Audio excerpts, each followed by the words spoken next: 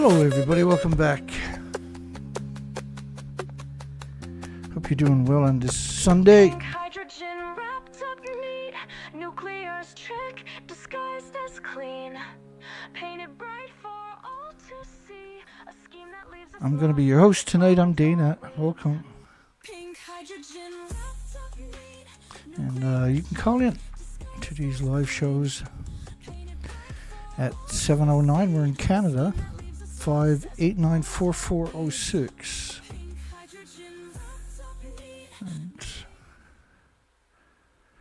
It's Pink Hydrogen, James Lewis's song. You'll find links in the description to his site. He's the authority now on anti-nuclear music, and the videos, his skill is just doubling every new video, basically. Hope everybody had a great weekend, except for pro-nuclear, of course. It's the 2nd day of February, 2025. Double check, yeah, 2nd. And the poll tonight, we haven't used this poll very often, so there's some headlines to get you started on this, why we're doing this particular poll. Did Japan's nuclear meltdowns or radioactive fallout cause a mass human species die-off worldwide? It's still ongoing and will continue for a very long time.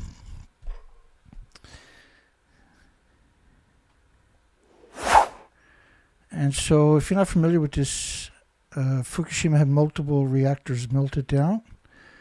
Chernobyl was like a paper towel compared to any of the reactors.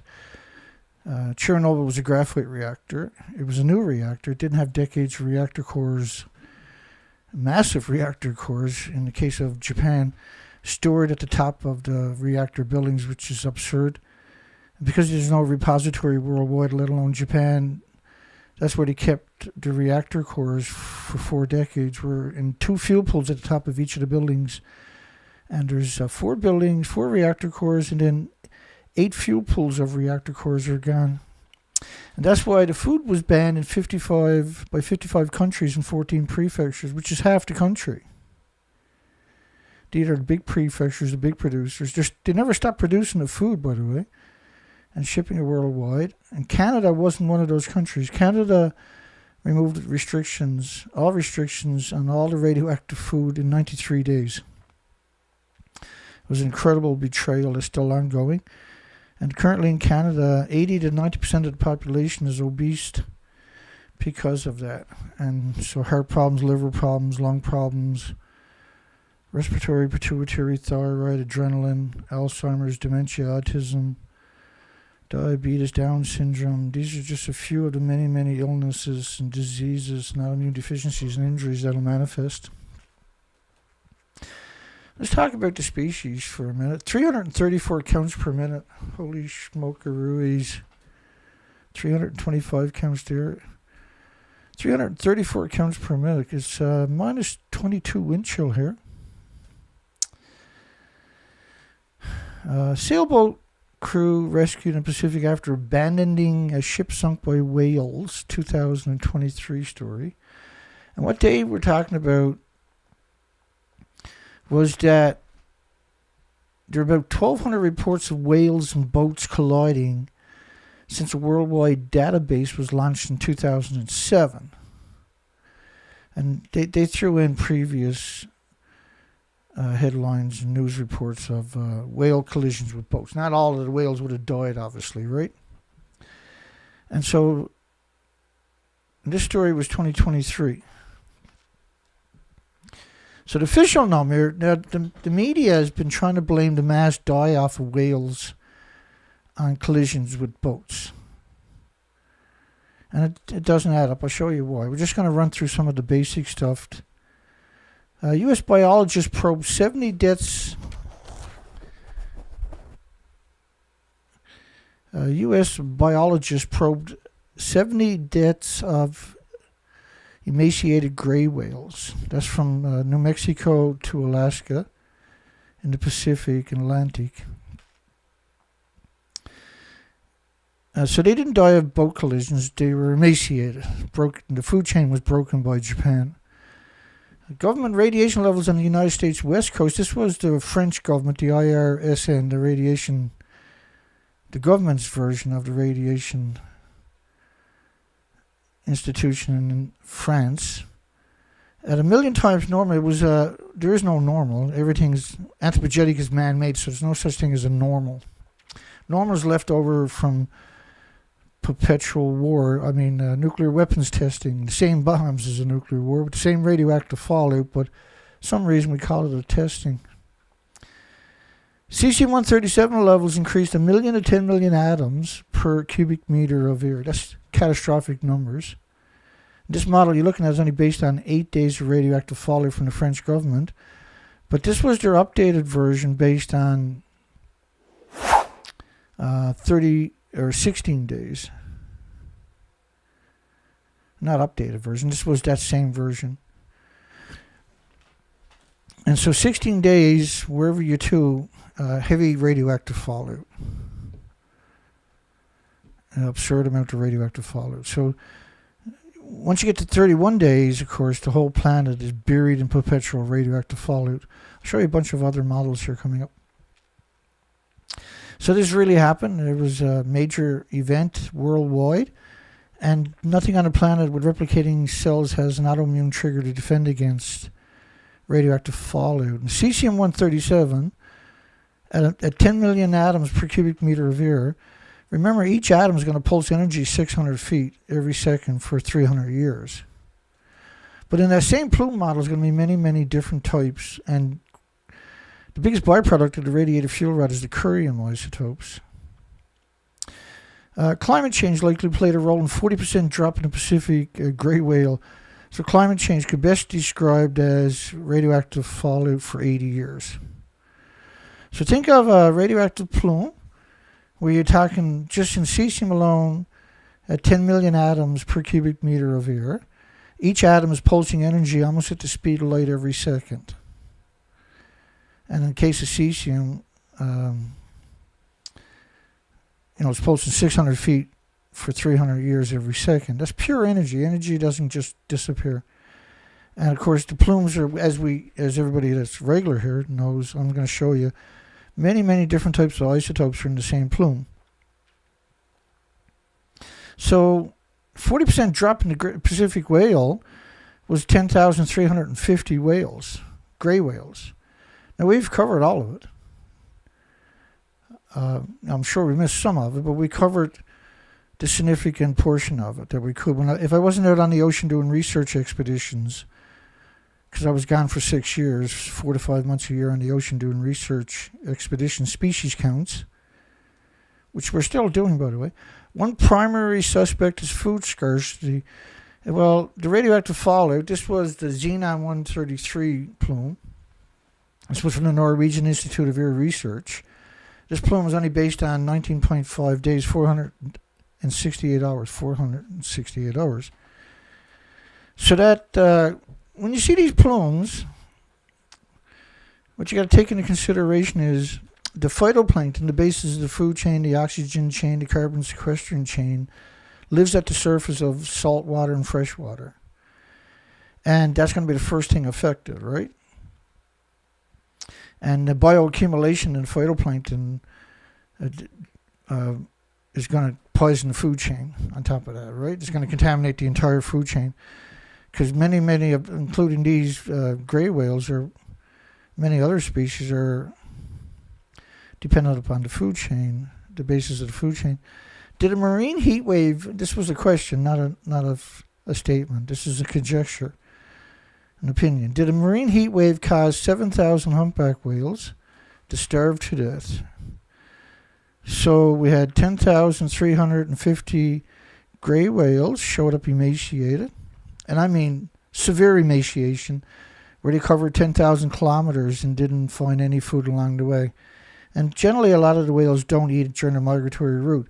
But when you're starting to be emaciated, food becomes a pretty good bet that if you find you're going to eat it. But there's another issue, too, because they bioaccumulate so much radiation, they have leukemia. So if you know anything about leukemia, the victims generally are not hungry. So then from 12 inches of blubber to an inch or two, and that's when we discovered them, right? Did a marine heat wave cause 7,000 humpback whales death? Well, the heat wave is real. It was the Fukushima plume covering the entire planet. It's still hemorrhaging, both airborne and in the ocean. And the releases, there is no way to contain it. The tanks that they built at the site were strictly for show and tell, to lull the complacent ones into believing that they are dealing with it. It's simply not true. If you fill any of the tanks up with the emissions that they acknowledge, it's about 1.4 million sieverts per tank. And the tanks, even if they're 6 feet thick lead, can't shield anybody. And 3 sieverts is a lethal dose walking past it. So 1.4 million sieverts means you can't build another tank on the site. So the tanks were there strictly to lull you into complacency. How scientists discovered you can't even walk over the hoses from the tanks going to the alleged filtration systems, which we know the Riva didn't work, the ELP systems wasn't built until 2015. And a reactor typically needs 4,500 tons a minute of water, 1 million gallons of water. It's equal to 4,500 one-ton pickup trucks going past your house every minute. Right, so they're very energy intensive per minute per reactor. How scientists discovered 7,000 humpback whale deaths. They were emaciated. So there was an unusual mortality event for many, many species. It wasn't just humpbacks. It wasn't just gray whales. Minke whales was an unusual mortality event. North Atlantic right whales, the sperm whales, killer whales, the beak whales in the United Kingdom, which don't even belong there. They found over 1,000 of them. Generally you find 1 in 10 if you're lucky, right? Because we live in an age where a lot of people have cameras and there's a lot of drones and everything else. So 1 in 10 is considered the consensus in what you would find. So every whale you find, there's 10 more died. So they found 1,000 beak whales in the United Kingdom, 2018 I think it was, in different stages of decomposition, which means the die-off was running for a long time, right? Which meant you could be talking about 10,000 whales there at least, just minke whales. There's an unusual mortality events for all kinds of species. This was another model. I'm going to speed it up. This was the NOAA, the United States, based on iodine-131 and cesium-137 radioactive fallout, based on 40 days of radioactive fallout. All the models are based on a very small inventory, not based on the actual meltdowns, the actual reactor cores that were lost.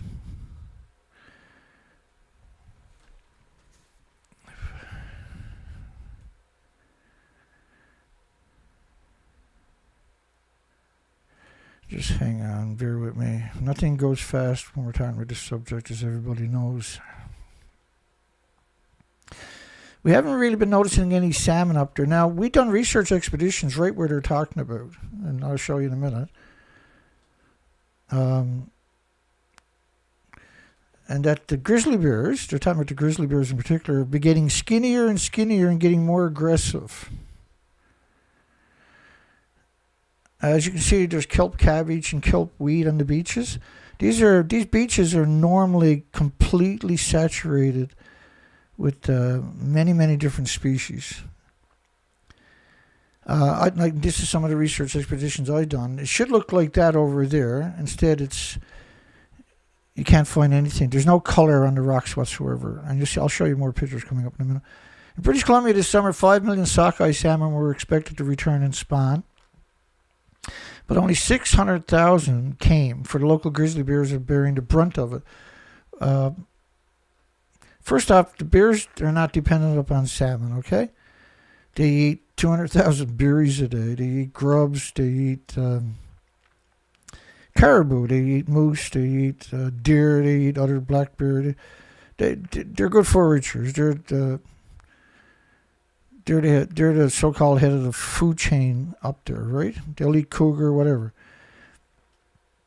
And these are severe emaciations, what we were seeing. And so trying to blame it on the fact, trying to suggest that they were dependent upon, because this is a tropical rainforest. It's not like you're in heavy, you don't get snow in the winter along that coastline. The coastline always has enormous amount of food available. So normally they would just go down in the tide zones and forage for food.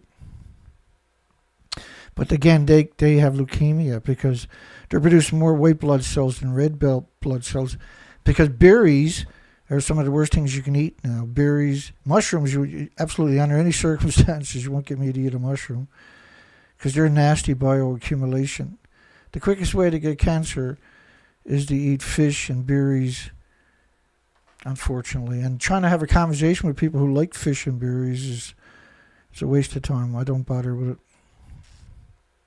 I don't have to prove to the average person what I prove every day to everybody else. I've done for years and years the research expeditions. You can go see the documentation. So the species to your left are exterminated. You'll never take those pictures again. Mysterious mass deaths of Alaska birds baffled scientists. Like science is because they don't understand something. So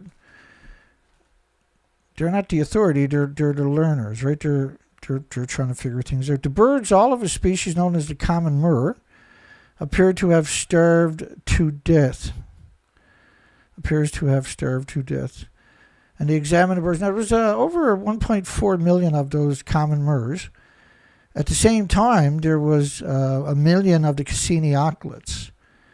And they're microscopic eaters. So you had two different spectrums of the food chain. You had the common murres,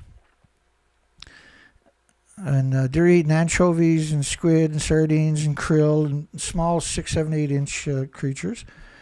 And then the common murres are eating microscopic animals, the zooplankton, some of the invertebrates without the backbones, very small animals, right? They'll forage in the tidal zones too. So we were on research expeditions at that time. We done the research expeditions, we being me, for 6 years, 4 to 5 months a year on the ocean without coming back home. From Vancouver, British Columbia to Alaska, where there's 27,000 islands. And so I would survey all the pinch points. So the ocean, the Pacific West Coast Ocean, is a very rough ocean, by the way. And in order for it to get to the interior, it had to find what I call pinch points, where you got a group of islands. It has to force its way through there and to get to the interior. So these are really high oxygenated places. And as a commercial diver, I dove a lot of those places. So the species to your left, that was normal. All the beaches in British Columbia in 2011, that's what they would have looked like. But after that, they were completely exterminated. No colors and no other species. Unusual mortality events for krill and mussels, and the glaciers had melted, right? In our documentation for 6 years, the glaciers started disappearing. And by the end of the 6th year, there was literally just, if you didn't get a lot of snow in the winter, the mountains were, now you're talking glaciers, 4,000 to 5,000 years for that to build back up again if you had perfect conditions. So it's not coming back.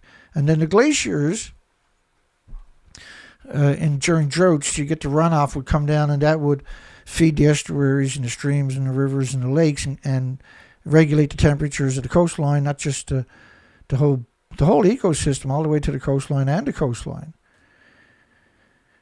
And so, because we lost the snowpack, or we lost the glaciers, and we only had snowpack, then the temperature would rise in all the estuaries and lakes and streams and rivers, and that caused the die-off of a lot of the species. So, like, the mosquitoes are important because they're what many people describe as a feeder species.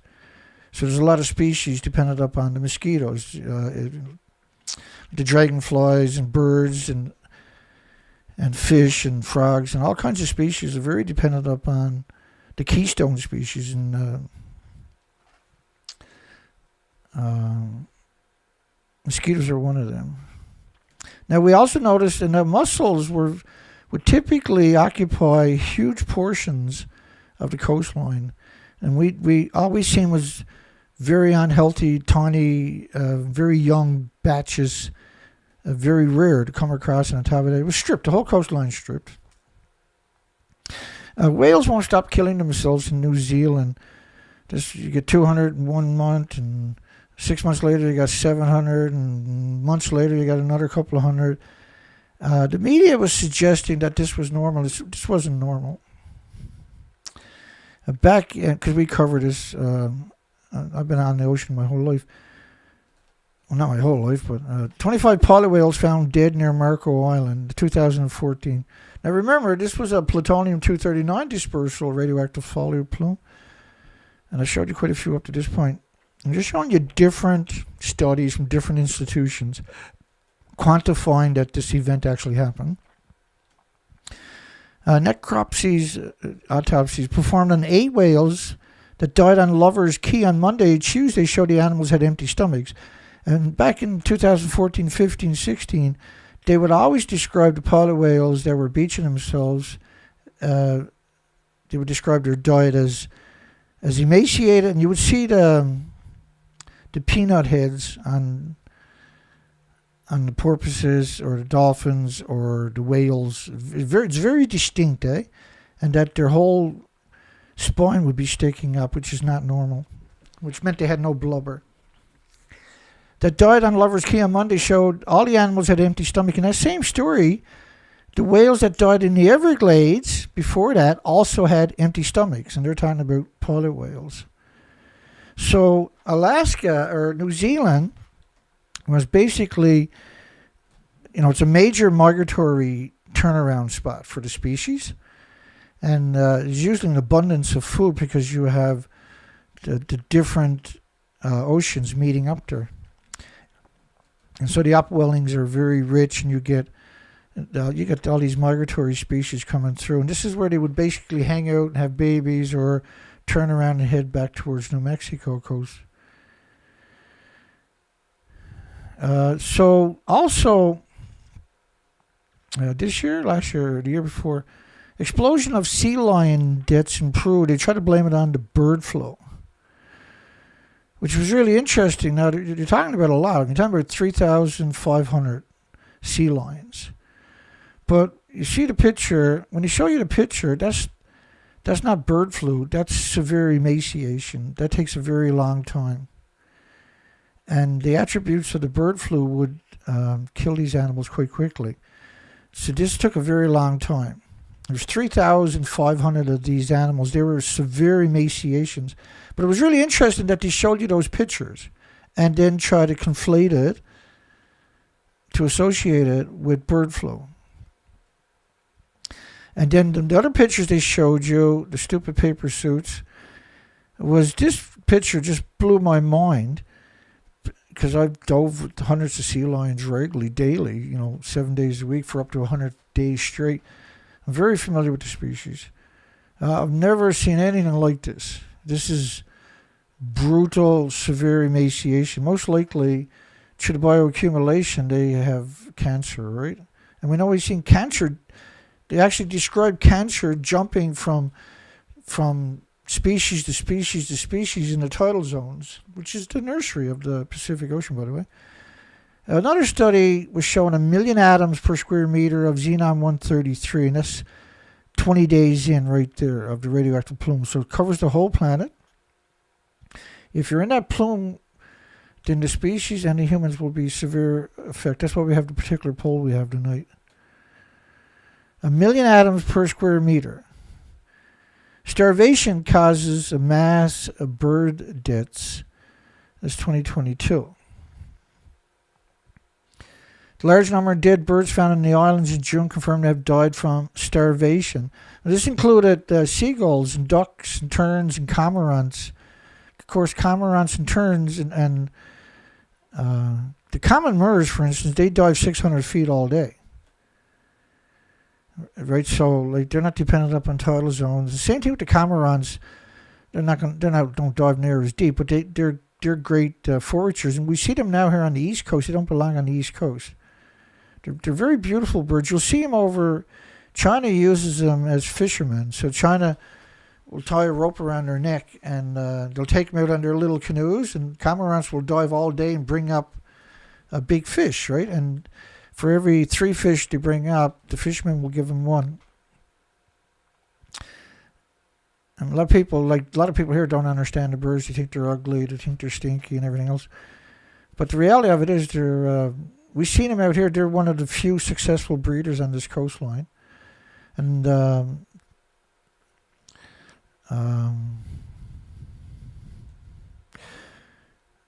46 million migratory birds haven't showed up along this coastline in the last 4 years. It means they're gone. They're not gone somewhere else. They're gone. And of course, they've been screaming the word bird flu, which is the magic pill to try to, because the average person has no concept of how the food chain actually works. And again, he's suspecting highly pathogenic avian influenza, which turns out wasn't true, right? Domoic acid was another one they tried to blame it on. And of course, we follow through on all of this stuff, and we always see the same thing. It turns out to be starvation. No highly pathogenic avian influenza was found.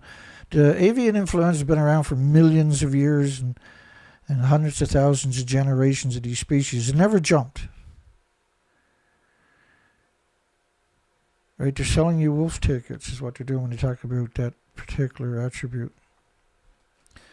Poole confirmed that the state labeled the dead birds they examined as emaciated. Now, this happened here. There was over a million common murres and thick-billed murres died down here. We went on a research expedition down here. It was 600 kilometers of the coastline all the way up to Labrador. And I went into all the little communities, into the post office, the little shops, because that's where all and the gas stations, that's where all the gossip is too. And if any birds were dying off, then I would know about it immediately from those sources, right? And we spent 3 days. And what we discovered were there was birds showing up. I think it was Gambo, where it's towards Musgrave Harbour, anywhere where we started running into the thick die-off. And there was all kinds of the government departments were showing up each day in trucks and picking up dead birds in the community. They were finding them in the rivers and in the lakes too, which is simply not normal for migratory. They were supposed to be hundreds of miles offshore on the way to the Arctic. And they alleged that it was the ice pack drove them in, but it simply wasn't true, right? We had done the research, we've flown the drones out there and everything else. So at the same time, well, this was a few months later, they were right in the middle of this alleged die-off in 2022, right? And this one city had done their own research. Apparently they were watching my stuff because we were reporting on it all as it was happening. That information is still available on my site. And they confirmed they died as emaciated. So the cities on both sides of it sent it to the same government laboratory that alleged it was bird flu. But they done their own test and they discovered the birds were emaciated. All were emaciated, and the consensus is they died of starvation. So rain with 20 million particles of radioactive iodine-131 per liter fell. These are particles. This is much worse than the physical atoms of the iodine-131 per liter of rainfall. These are numbers we've never even imagined pre-Fukushima that could happen. There was 40,000 atoms of iodine-131 in a single bed of kelp, because a lot of it on the coastline will wash right down. In the coastline communities, it'll wash back down to the coastline. That's where you see it piling up. These are unbelievable numbers. There was lots of reports of different communities as iodine-131 killing babies, because iodine has a short half-life, and this is how they manipulate you. Remember all the other isotopes I showed you before we got to the iodines, right? Alaska in 2023, at the end of 2023, said 10 billion snow crabs had vanished off the Alaska coastlines. So where does a lot of the radiated seafood species, end up to on the ocean floor, right? And where are the crabs hanging out? They're the scavengers, right? 10 billion snow crabs. That loss is more than 90% of the Bering Sea snow crab population. It's nearly 4 times the combined total of snow crabs harvested by fisheries from 1977 to 2022. So that's 4 times more than was harvested in the entire history of snow crab fishery. When you see it up on the Discovery Channel or what, there's very popular programs, right? So we're still carrying out research, and we're putting together a research operation for this winter.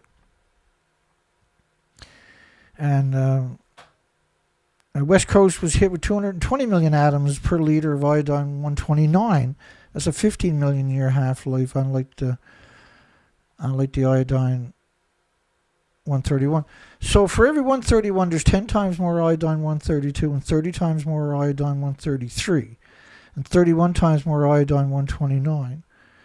The iodine-132 and 133, which is 10 times more and 30 times more respectively than the incredibly prolific 131 is, which in 131 is unbelievably effective at ionizing and radiating the thyroid glands of your loved ones, yourself, and all the species. But 132, 133 is actually 9 times more effective than the incredibly effective iodine-131 at destroying the thyroid glands, the pituitary, the adrenaline glands. And of course, what you're talking about with these numbers, because these studies quantifies my next statement, is you're saturating the thyroid glands of all the insects and birds and mammals and animals and everything else. So there's going to be some serious, like this, you can't have all of these attributes of radioactive fallout and not have an effect upon you and the species. Right? It just doesn't work that way. And so 185 atoms, not 220 million, but 185, a fraction of a fraction of a fraction of a percent of just that particular study there, is an evacuation zone at a nuclear site. So we should have abandoned North America and took all the species with us, but we didn't. We should have went to this. Everybody on the planet in the northern hemisphere should have went to the southern hemisphere. Not that that's safe, but it's better than the northern hemisphere. Detected in drink. Now, this study was an Ottawa study here in Canada, and the 20 million particles was a study from Canada, from the West Coast, which was co-opted by the industry, right? And a lot of this stuff was meant to play down, but they can't deny that it happened. You can't deny that it happened. So you're talking about saturating the thyroid glands of all the species, all the humans. We're at the top of the food chain, but insects are thousands of times more vulnerable than we are. And so when you saturate the thyroid gland, that means they're producing radioactive hormones for the rest of their lives, all the species and kids and everybody else. That's going to turn into incredible issues, health issues, as they grow up. Because they're developing, they need the hormones, right? But they're permanent radioactive hormones. Now, when you're talking about these numbers, you can't exclude, and you have to assume that they're going to also be producing, their bones are going to be saturated with this, and they're going to be producing radioactive stem cells. Right? And now the female population of all the species and humans are 4 times more susceptible than males. Hence the reason why they do sex ratio studies so much after nuclear accidents. Well, the first thing they do after nuclear accident is autism and Down syndrome studies. And you'll go look up videos of autistic cats or animals. You'll start seeing that stuff. And that's one of the most frightening statements imaginable. You see a lot more road rage because people have a lot less oxygen. Because for every anthropogenic man-made atom you get in your body, you're displacing a red blood cell that carries oxygen and nutrition. But the problem is, if the atoms in these anthropogenic man-made atoms are in your body, and they're pulsing energy at the speed of light every second, just shy of the speed of light. And what that means is it's going to wreck your chromosomes, your DNA, your cells of your insects, of birds, mammals, animals, and everybody else. And their immune system is getting overwhelmed because they have to go out and repair that every second, but they can't do that.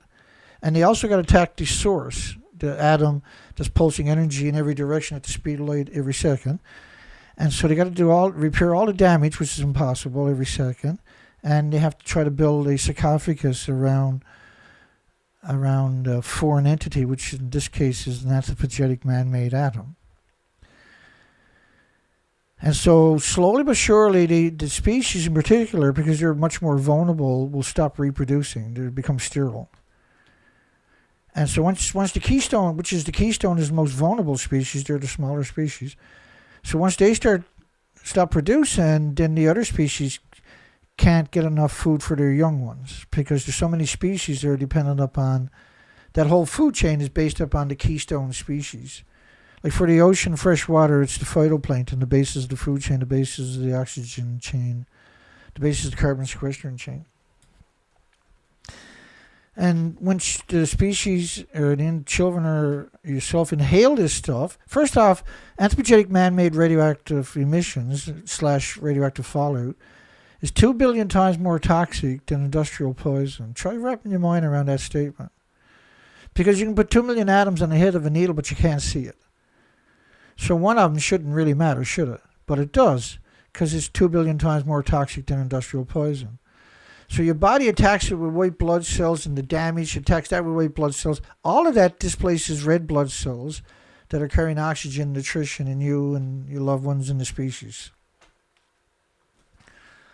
When you're inhaling and consuming and drinking and breathing and all the species, of course, when you see the numbers we're talking about, when you see these types of numbers, it means everybody's getting full body X-rays, and all the species and the biota and everything is getting full body X-rays. And so when you're talking about this much radioactive fallout with this longevity, you're talking about breaking not just the food chain, you're talking about breaking the ecosystems chain. And what I mean by that, it's so much radioactive perpetual emissions that it doesn't go away, bioaccumulates. So every day we got more and more and more. We got 1,000 fuel pools worldwide that are hemorrhaging this stuff every day too. It never goes away. So here we are 80 years later. Just excuse me.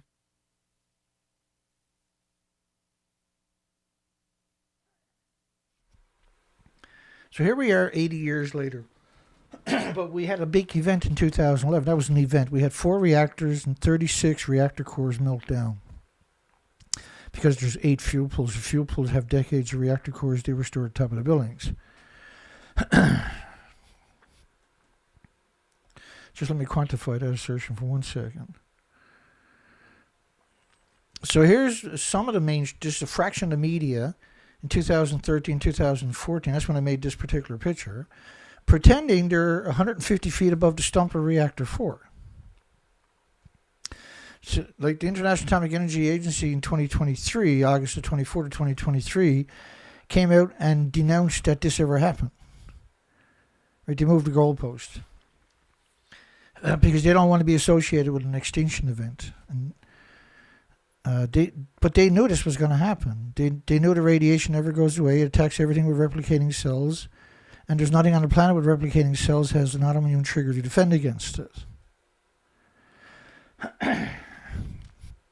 If that's too technical for you, you need to watch the video again, because it's not. You can learn this if you want to. If you put some time in, you'll learn it. So inhaling the particles, anthropogenic. Now remember, 20 million particles of iodine-131 per liter rainfall here in Canada. That's applicable for the entire coast of North America, not just Canada. Inhaling or drinking or consuming or eating these particles increases the exposure by a factor of 1 trillion. And particles are much worse. So we do all these research expeditions for all these years. We're still going strong. The problem is I'm not very healthy, right? And I haven't been healthy since I got hurt when I was young. But I do things smart. I'm very thoughtful about everything I'm doing. I take my time, and I make sure I do everything I can to get the job done. But winter's a bigger challenge in many ways, because if you're out in the woods in minus 20 degree wind chills or minus 20 degree temperatures, and you break down for a few hours, you could be in real trouble. So I like to take a lot of equipment with me when I'm out there. And I'll be using the big trailer, because we got a couple of trailers, right? And one of the trailers I wanted to take the weekend was stuck. I wanted to go pick up a sled. Actually, I got some pictures coming up. Oh, right there. So I was using an unconventional way of doing it. for some people. But remember, the sled only weighs about 50 pounds, 60 pounds, right? And I'm only driving at 50 kilometers an hour. It's not a big deal to bring it home like that. But some people are just so small-minded. They don't understand how physics work, right? So that's actually can't slide. The bottom can't slide towards the back of it, and it can't slide ahead because of the way.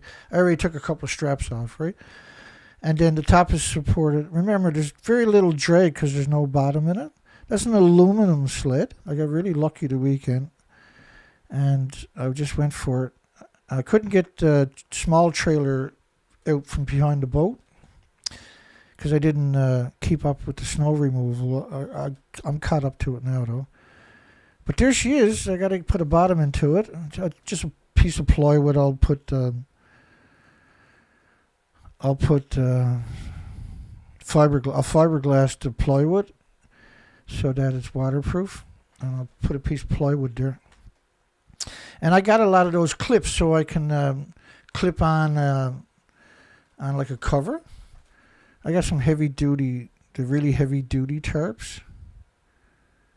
Well, I don't know if they're appropriately called them tarps. They're $120 for 6 by 10 foot tarps, but they're very durable stuff, right? I got one of them I can use. I'll go pick up one. So that's a real. It only weighs 60 pounds, so I'll be carrying a generator and tent, sleeping bags, and survival gear when I go in looking for species. I'll probably be towing it, the whole operation, to Terra Nova maybe, or further west, because I'm out on the peninsula here. We don't really get a lot of some years we do, but I've only been back here a few years, and I've been gone a long time, so I'm definitely catching up to what's good and what's bad. So I think that pretty well brings the whole operation together now for research for wintertime. I think that's the last piece of equipment. I've been looking at all the other ones. Like the steel ones are really heavy. The wooden ones are nice too, but I mean, that thing is crazy. So we spent a small fortune the weekend on that. And then the gas and all the other junk that goes with it. And I'm very, very happy to have that part of the operation finally now. And we know the skidoo is really good. We're not worried about the skidoo. We got a winch on the skidoo, on the back of the skidoo, to keep us out of a lot of trouble. I got a couple of snatch blocks so I can rig up. I usually carry around 300 feet of rope with me, so I can pull myself out of just about anything. We got a brand new winch welded on the back. I welded on, was that a week ago, 2 weeks ago? So that shouldn't give us any problem. That's a 4,500 pound rope winch. Rope's a lot better to work with than wire, whatever, but here we go. I just wanted people to realize why we're doing the research. Because the radioactive fallout is real. It's documented. I have an absurd amount of documentation of the radioactive fallout. And, this is not bird flu, okay? That's emaciation. That's not bird flu. That's emaciated birds. And they're trying to convince people that a lot of this is normal. When you do your research, and we've done it for 6 years, from Vancouver, British Columbia to Alaska, 4 to 5 months a year, the species to your left are gone. That's not a conjecture. It's not an opinion. It's a fact. And the bears will eat all kinds of other food. They're not dependent upon salmon. And that the mortality event is not just polar whales. It's all kinds of whales. It's all kinds of species. And we actually got documentation talking about how shellfish are getting cancer and passing cancer on to other shellfish in proximity. Now, have you ever heard of anything like that in your life? Because I've never, till I found in studies and documentation, that's not something I would have conceived, that shellfish can get cancer, okay? But where does a lot of radiation wash down to from these mountains? It washes down to your tidal zones. Alrighty, that was fun. All the crabs are gone on strike. That's what's really going on. Nano-nuclear energy. So watch out for the nuclear small modular reactor fable, the small modular reactor stocks.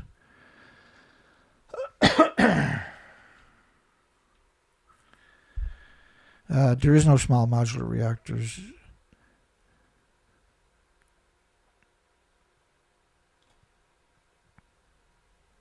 And so what they do, there's 14 financial institutions during the Conference of Parties 29, UN's Conference of Parties 29 last year in Baku, had decided that they were going to prop up the small modular reactor. At that time, we weren't really sure how the hell or what they were talking about.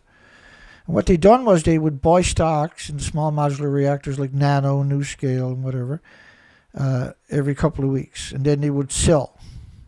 So each of them would buy 1 million, 2 million stocks. That would drive up the stocks of these small modular reactor companies that don't have a product, don't have a license into the regulatory agencies, no intentions of building a reactor. It's known as a Ponzi scheme, and they're doing it every 2 to 3 to 4 weeks, rinse and repeat, right? Pump and dump. It's 100% illegal, but I guess they own the regulatory agencies, as we know, right? They captured the regulatory agencies in the 50s and 60s, and only the insiders are put in those positions, right? So please don't buy stocks in any small modular reactor companies. It's a Ponzi scheme. You're going to lose a large chunk of your money in about 2 weeks. So after 2 weeks, a lot of people are getting convinced to buy stocks, mom and pop who worked all their life, and they'll lose 30% of their money by the time they sell their stocks when they see the bottom fall out. And that's engineered. And they do it over and over and over. We cover it constantly here, right?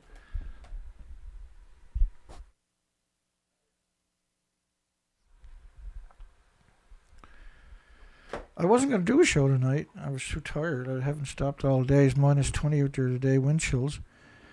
And I seen James had posted 2 songs, and I was like, oh shit. As soon as I heard the songs, I was like, I got to do a show tonight. I can't believe how good he's getting with the AI videos. And the reason I'm saying that because it takes so much work just to make a 1-minute video. It's an absurd amount of work to get it right. And you just got to do the best you can, right? And so to see him get as good as he's getting this quick is like, holy smokes. Can you imagine what's coming down the road? Very exciting. U.S. deploy molten salt reactors to turn wastewater into freshwater. Well, molten salt reactors, like Santa Susana, that when that melted down, still melting down by the way, that's equal to 460 Three Mile Islands reactors melting down in atomosity equivalent to radioactive fallout. Or the Rico Fermi, right, up in the Great Lakes. That was a molten salt reactor. In fact, every molten salt reactor that I know about melted down, didn't it? And so they're calling these small modular reactors, but you're talking about 300 megawatts of energy. But it doesn't matter because you don't actually have a license in application into the regulatory agency, so you can't, just because they say it, it's meant to prop up the small modular reactor industry so people buy stocks. That's all these headlines are meant to do. They're gone insane, eh? They know they're done. There's less reactors coming online every year than is going offline. So they're going backwards every friggin' year.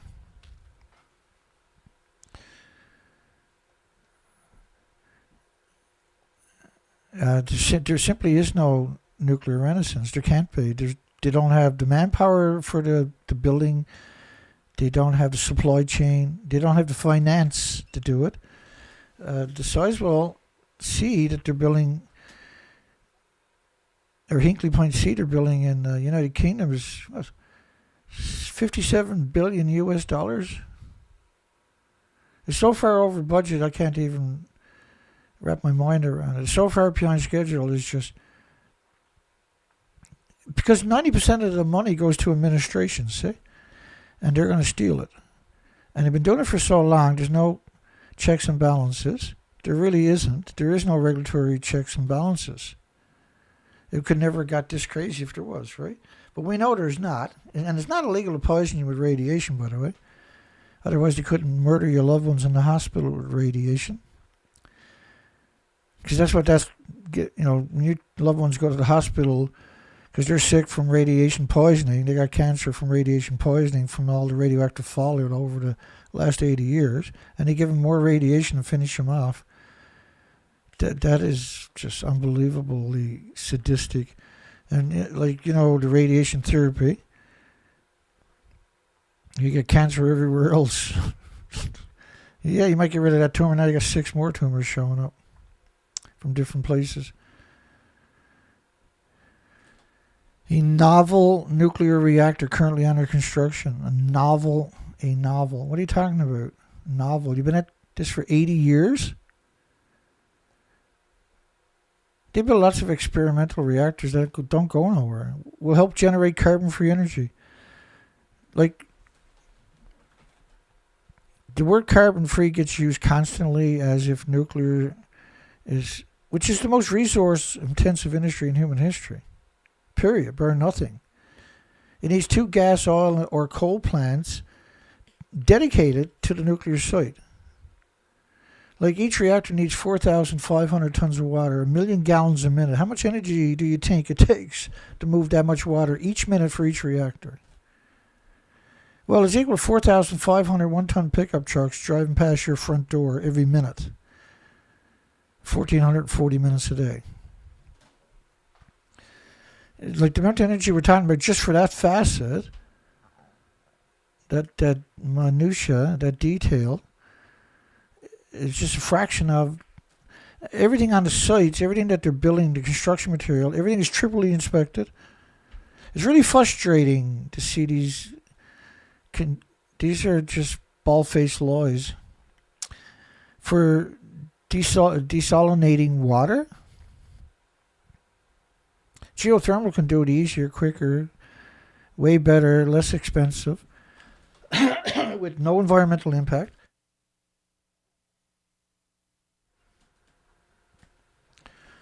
With no environmental impact.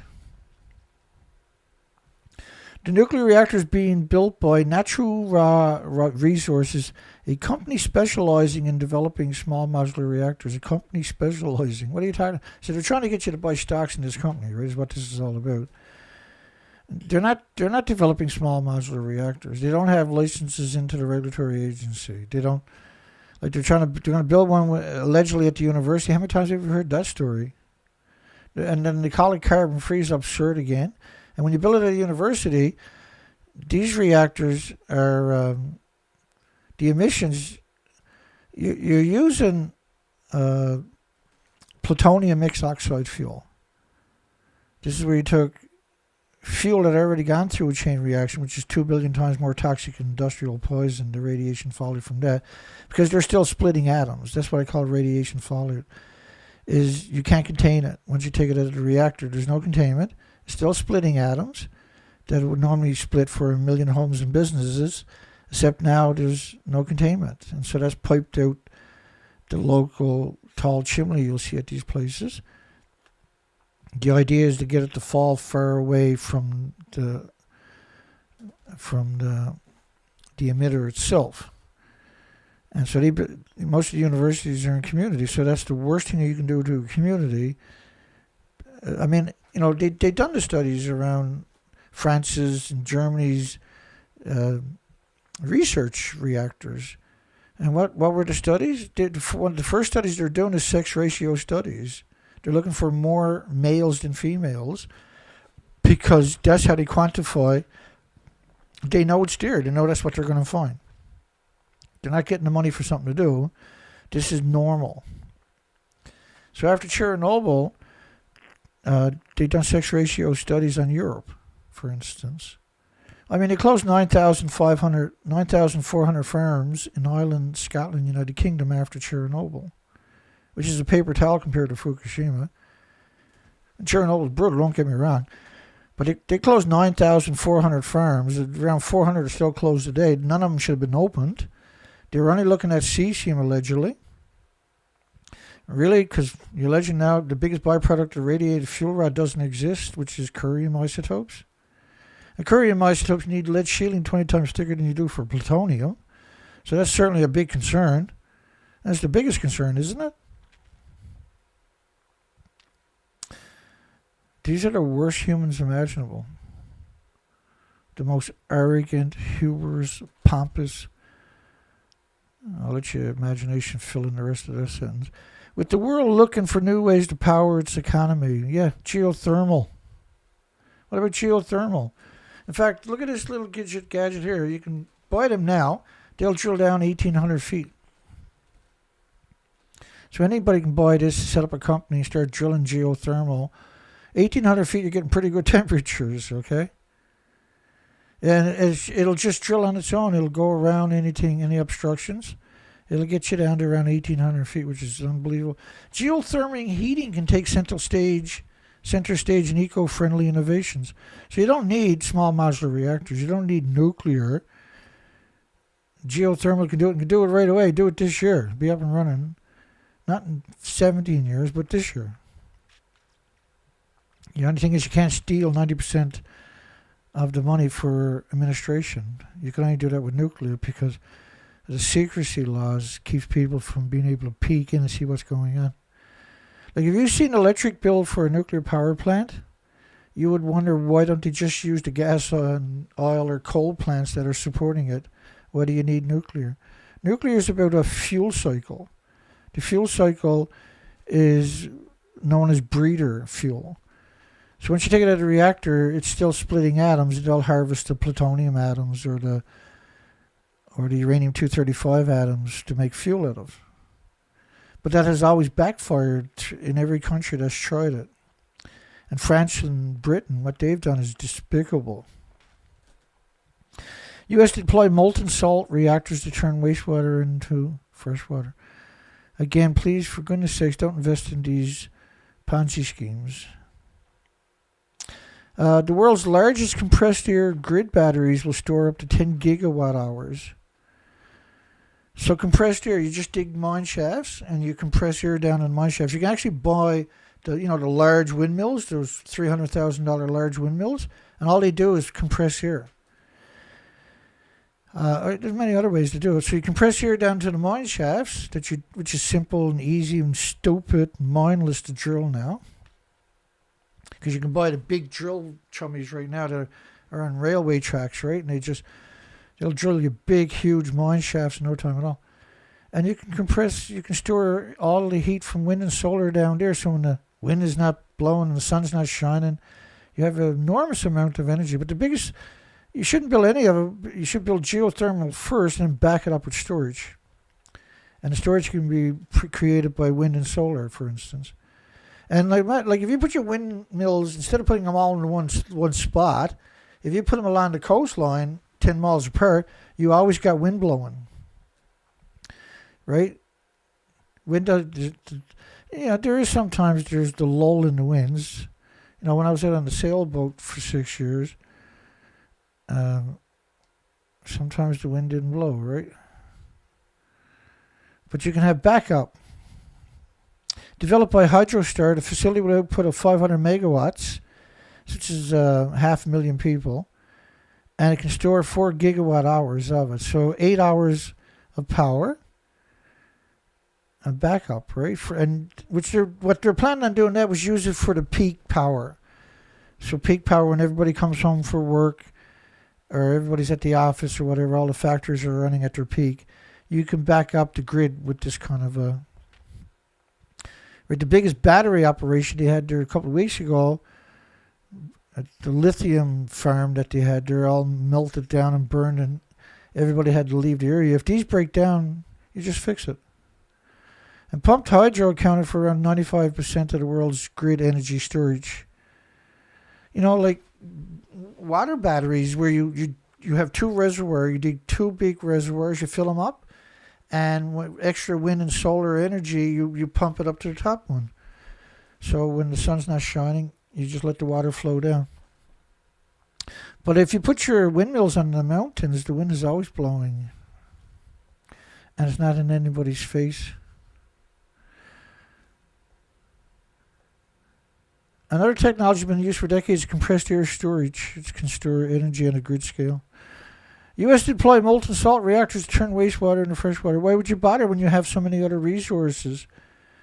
And anything a small modular reactor can do, maybe in the far future, geothermal could do right here, right now, this year, be up and running. Why would you bother? It's a 100% scam, right? And it's holding up our future. Iran warns that any attack on its nuclear sites would trigger an all-out war. Now, Iran hasn't attacked anybody in 50 years. They've been isolated by UN, formerly known as the League of Nations. There's 48 military bases on their border, for goodness sakes, for the last 2 decades. French, the United Kingdom, and United States on their border. And they're carrying out electronic warfare, stealing people's coins from their cell phones, stealing money from their electronics, digital banking, and everything else. Like the scams that went on is disgusting. Now, they've been building, they got 1,000+ miles of underground tunnels. They've been building drones and high-speed rockets, supersonic rockets with Russia's technology, apparently, and Turkey, since the Gulf War, right, so to speak. And then, so they can launch several thousand very sophisticated drones, suicidal drones, every day for several years. And I've listened to some of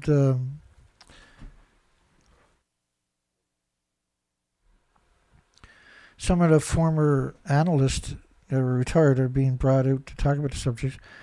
What they're saying is Iran will take out the Israeli shield can't stop these missiles or these drones because they can overwhelm the system, first off, but they got supersonics, so the system that Israel got is not designed to deal with that. And they'll take out their infrastructure. And the big thing about it is, they'll take out their water, they'll take the power, take out their wharf, they'll take out their ship unloadings, dockyards and everything else, right? They'll take out all their infrastructure. But Iran said, you attack us, our nuclear site will attack yours. We know where's to, and you can't stop us. And Israel's got a history of attacking nuclear sites, Syria's, and you got to realize that this is bad for every species on the planet. We're in so much trouble now from Fukushima and 80 years of emissions from the nuclear fuel pools worldwide. We can't have a future. One more event, we're done for. We're in so much trouble. People don't realize it. 74% of Americans now are obese, and you can see that go straight up post Fukushima, because the wind blows straight across the Pacific, right? The Trans-Pacific corridor where the wind blows, always added to the pollution indexes in the United States from Asia, right? Just the automobile pollution, factory pollution, and that's huge particles we're talking about. But radioactive fallout is 1,000 times smaller. So it doesn't need jet streams to make it right around the whole planet, let alone across the Pacific Ocean. It makes it in 3 or 4 days on top of that. My Geiger counter earlier was 335 counts per minute or something? Frightened daily. It's 299 right now. So that can only find gamma radiation, which is pulsing energy around 600 feet.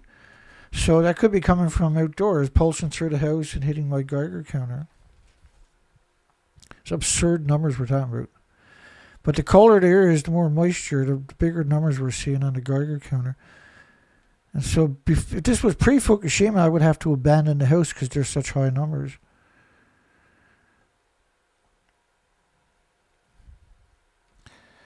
But that's worrisome because Israel's pretty stupid. Israel's stupid enough to go do that.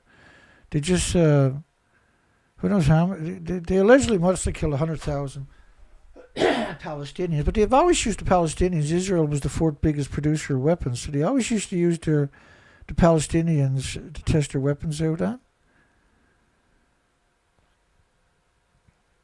You know, like I got a headline there of an Israeli sniper bragging on Facebook that he killed 13 kids, Palestinian children, in that one day. 13, not 13 Hamas, not 13, not other snipers, but 13 children. And he got all kinds of likes, tens of thousands of likes. I mean, that's some sick stuff, right? We plunged the region to an all-out war. Now, see, the problem with the story here is Iran will attack all the ships that are transporting oil to North America, for instance, and everywhere else, to Europe and whatever. And so they're going to cut off the oil. That's going to cause absurd inflation. You're going to be talking about 20 to 30 bucks a gallon for gas. Because, believe it or not, we're dependent upon that. Even though, like Canada, where I'm to currently, we have one of the biggest reserves of oil, but we're barely tapping into it. We dug and capped the oil for 35 years before we built something to start. But then we ship it out of here, right? We're not. We're very stupid. It's designed to leave us wide open to stuff like this. But also, if Iran gets into a conflict and does that, then the price of food will go skyrocket. The price of everything will skyrocket again after the false flag of Ukraine and Russia, right? That was young global leaders, the World Economic Forum, that allowed that to happen. That was on purpose to cause inflation worldwide, and it certainly did immediately, right? Finnish nuclear power plant turns away high school student on a field trip because of his Russian citizenship. He was dual citizen, not even a teenager, just a child. Oh, I could be a Ruski spy. Disgusting boy. You really can't have a future with these people on your planet. Equilibrium to lead the UK study on nuclear-enabled hydrogen, pink hydrogen. That's what they call pink hydrogen, right? James done I might even play that right now. James done a great video on pink hydrogen,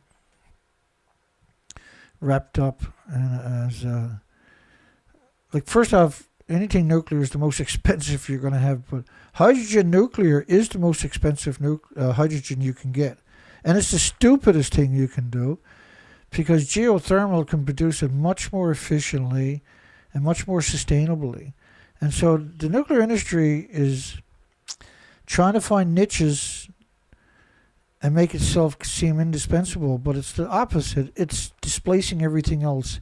Nuclear can only exist if it cannibalizes everything on this planet, including every species and every human. Technical and strategic nuclear consultancies, Equilibrium. Like, we've covered this topic a lot, right? But if you look up Equilibrium, you get all kinds of stuff like that. But what shows up at the head of the search is Equilibrium hydrogen nuclear. This is how much influence they have, see? We see this over and over and over with the nuclear industry. Nuclear-enabled hydrogen is recognized by the United Kingdom, so who cares? The United Kingdom is despicable. The nuclear industry in the United Kingdom is despicable. They're truly some of the worst people you ever come across. When you look at what they've done to Montebello Maralinga in Australia, or what they've done to the Christmas Islands, these tropical paradises, and the victims that live there, the babies, they're not congenital malformations anymore. They don't even look like babies. They call them, what do they call them? They call them jelly babies. They're so deformed. Like, you've seen the stuff from Chernobyl in Ukraine and Belarus, the babies, the orphanages, the abandoned victims. That's incredibly heartbreaking stuff. But have you ever seen, you don't want to see it, trust me, the babies from the British test, so-called, they moved their weapons. They wanted to radiate United Kingdom, so they moved out to Christmas Island and over to Australia, the former penal colony created by the... And they used to wait for the wind to blow across Australia before they would set off their nuclear weapons. They also done 700 dirty bombs where they wrapped up fuel that's gone through a chain reaction and detonated with conventional explosives that can still contaminated today, will be for thousands and thousands of years. It's disgusting. And then the lies that they tell in the media, as we cover it all the time, are just next level hatred. We can't have species and the nuclear industry on the same planet, see? They're going to take out every species. You don't need a nuclear meltdown. You don't need a nuclear accident. You just need fuel pools. Power hungry. Google in a data center agreement for small modular nuclear reactors. So Google, which is Alphabet, and YouTube, we come out and we actually, they're only doing that to drive up the stocks. They're not looking for small modular reactors. There's nobody out there trying to, like, if they haven't built it in 80 years, they're not going to build it.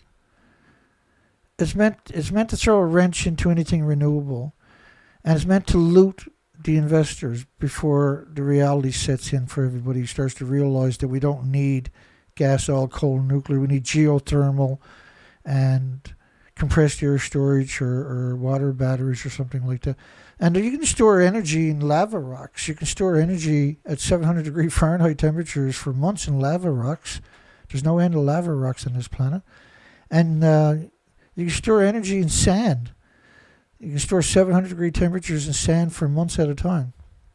So like the compressed air storage, when you're compressing that air, you're creating a lot of heat. You can store that heat in sand. And then when you want to unpack it, expand the air again to use it, you got that energy you are already sitting there stored in sand. It's brilliant technology, but the nuclear industry is so powerful, it barely sees the light of day and it gets very little funding.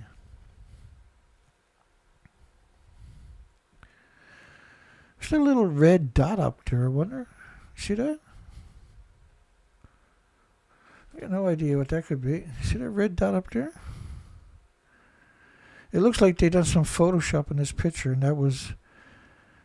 But there's nothing red there, so it looks like they had the red there accidentally, and then they went to do something.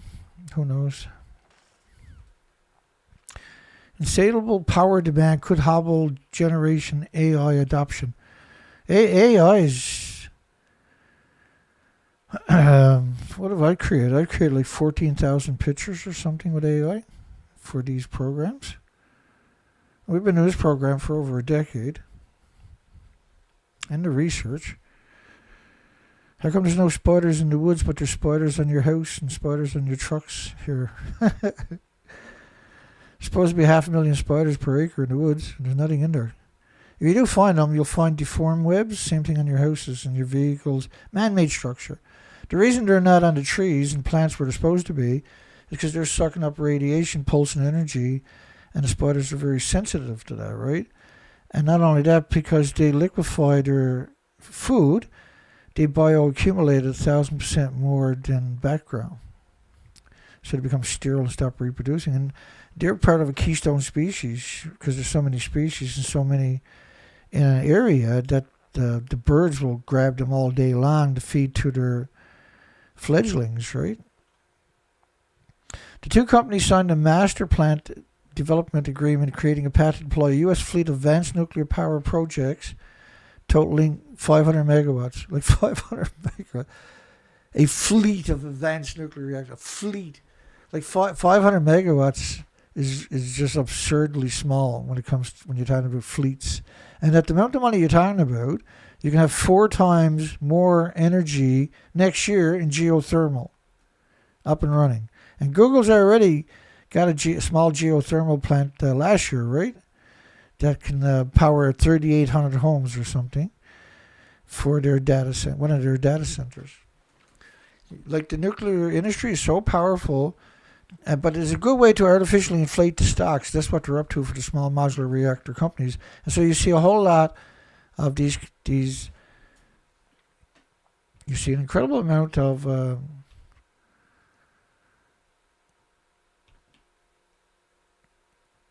this hoodwinking going on. They're hoodwinking the most vulnerable investors on the planet. People that worked all their lives. It's just heartbreaking. Enhanced geothermal systems for clean, firm energy generation. enhanced geothermal systems for clean. The United States now is saying they're going, by 2050, they're going to produce 90 gigawatts of geothermal, which is quite a departure. Can you imagine if Kamala Harris had been elected? She would never heard a geothermal word ever again. And so 90 gigawatts is enough to feed 90 million homes. But what's going to happen is the technology for drilling a little deeper already exists, right? Quasi-electric and a few more of them.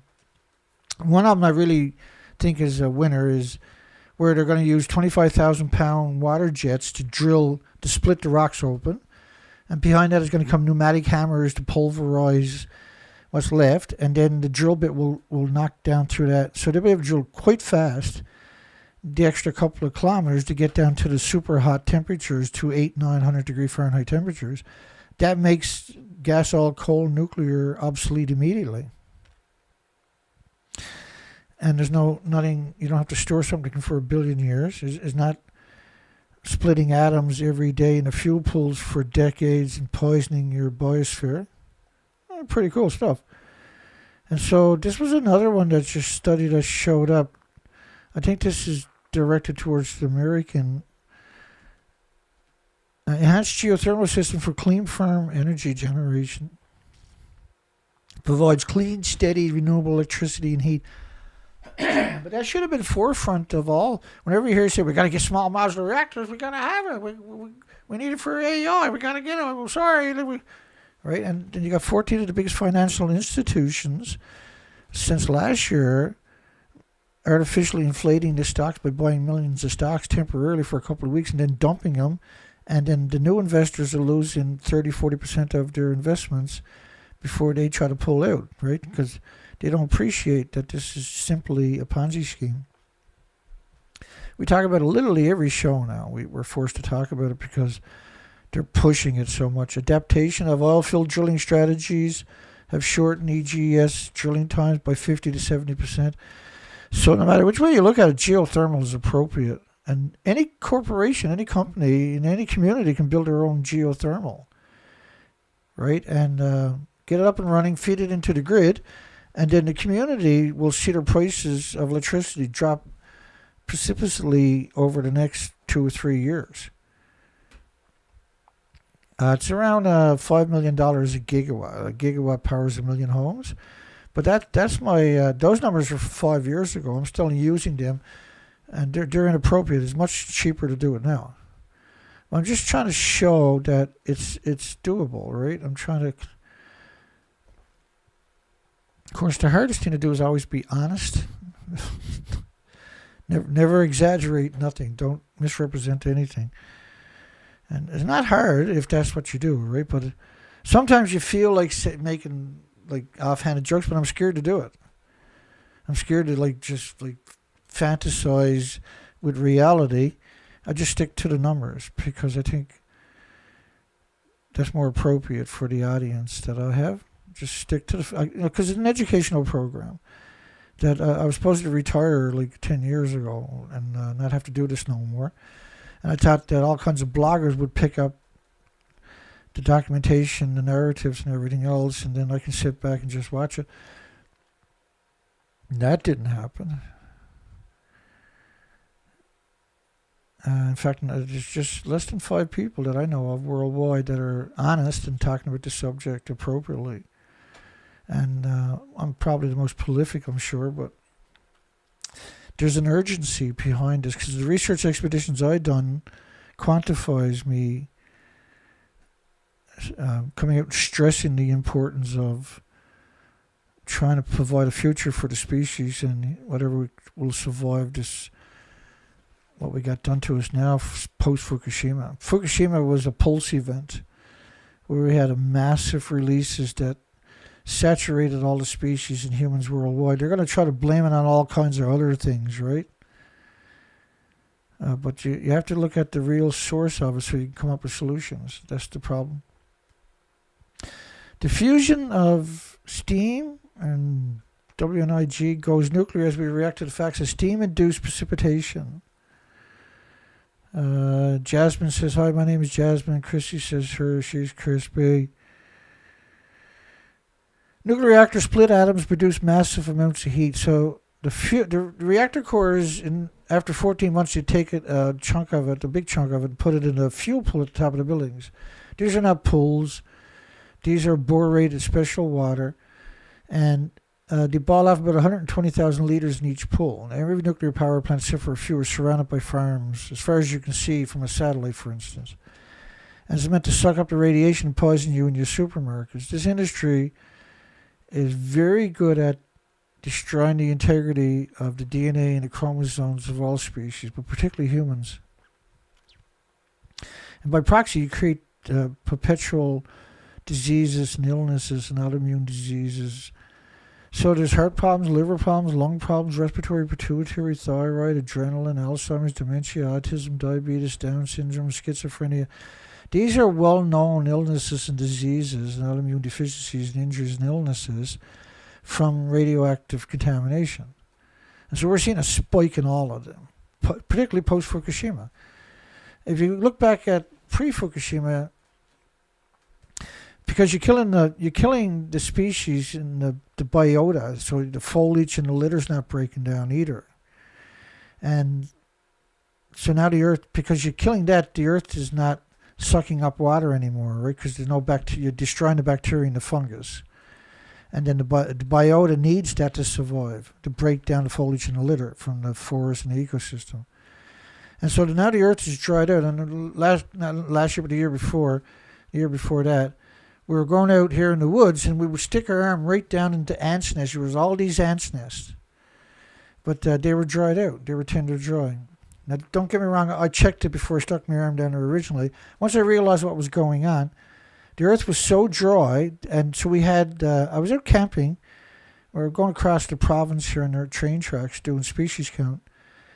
And we had thunder and lightning and rain and everything. And so you got a whole lot of flash flooding going on out here in the forest. But the next day when I went out in the forest was still tender dry. And I realize now what's going on. Of course, we noticed from Chernobyl, we've seen the same things, was that the forest is not sucking up water anymore. So now the forest is really hot, maintaining heat. It's not cooling down, it's not perspiring. The trees are not perspiring because the bacteria and the fungus is missing, and that was caused by the full body X-rays from the radioactive fallout and the gammas, the alphas, neutrons, and betas.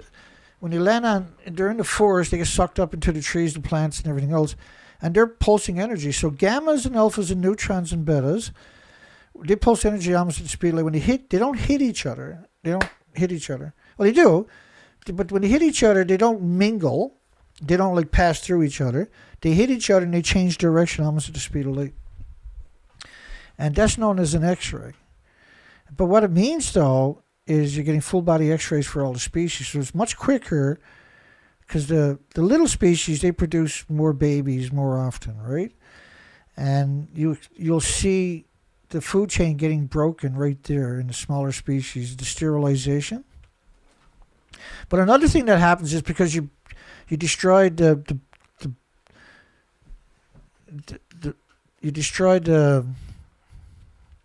fungus and the bacteria, and you destroyed the biota in the ecosystem.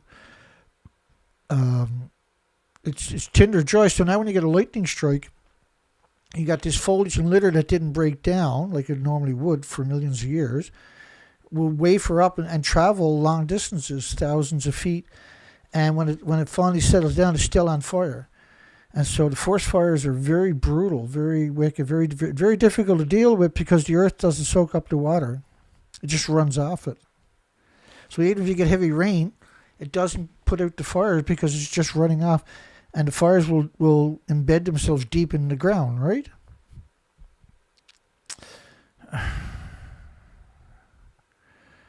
So here, these people were promoting nuclear, of course.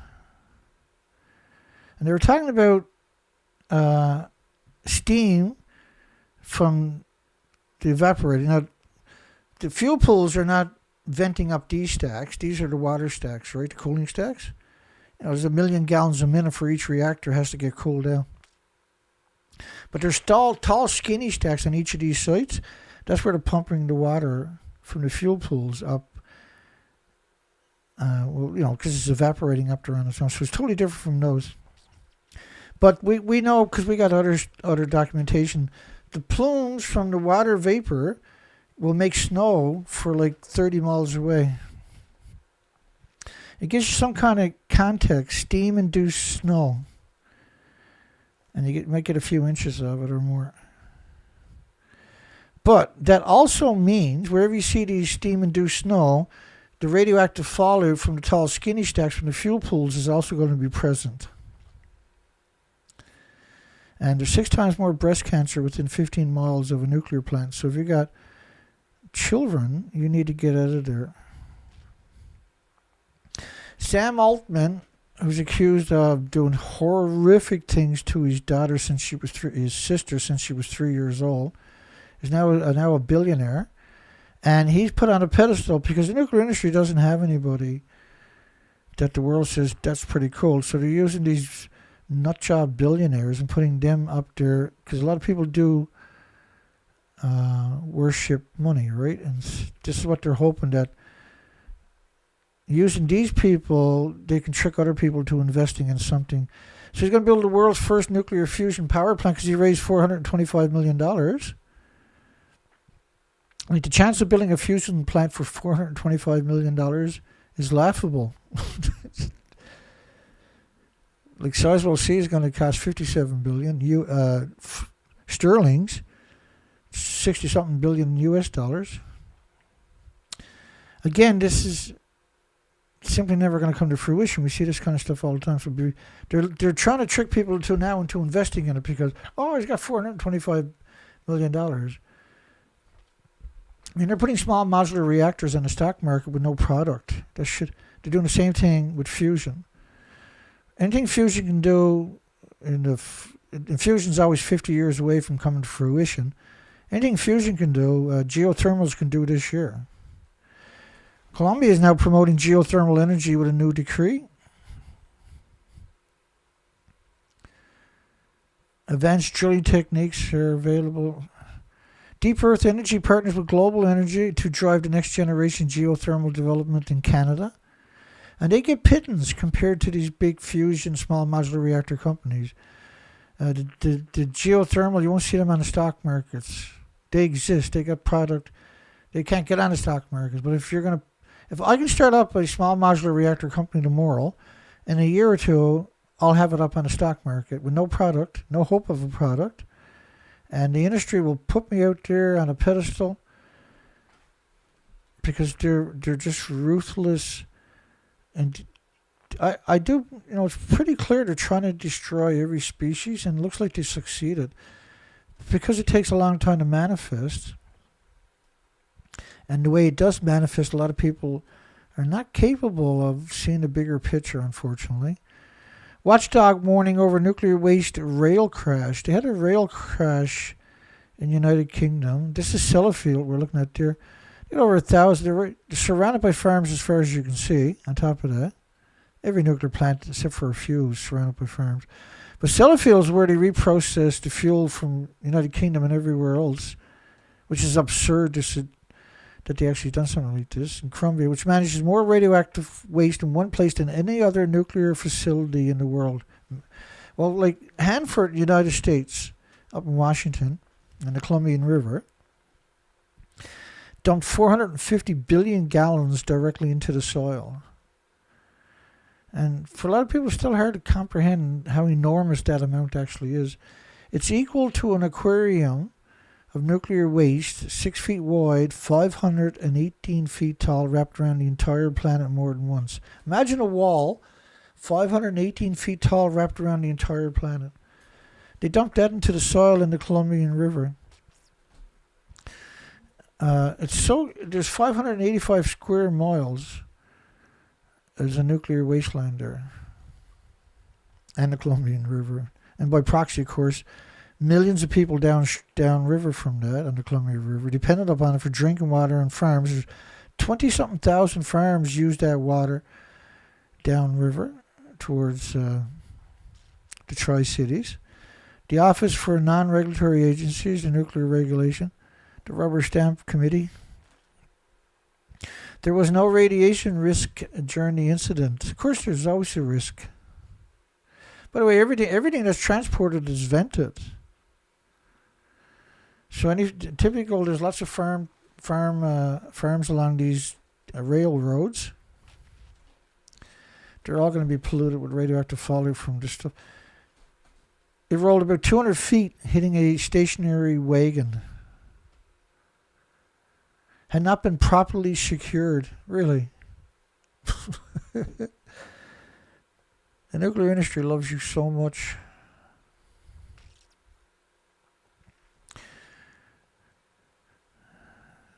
Yeah, let's keep going here. In the United Kingdom now, the British government unveiled AI police officers can arrest citizens for thought crimes.